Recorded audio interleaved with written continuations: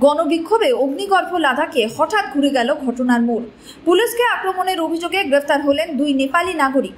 প্রশাসনের তরফে জানানো হয়েছে দুজনেই গুলিতে আহত হয়েছেন।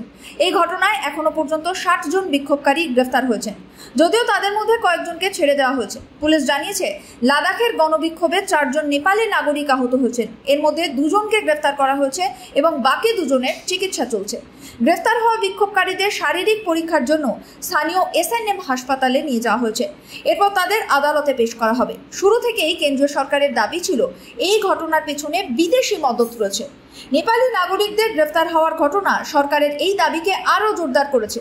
অন্যদিকে জলবায়ু কর্মী সোনাম ওয়াংচুকের প্রতিষ্ঠান students educational and cultural movement of লাদাখের বিদেশি লগ্নি পাওয়ার লাইসেন্স বাতিল করেছে স্বরাষ্ট্র মন্ত্রক।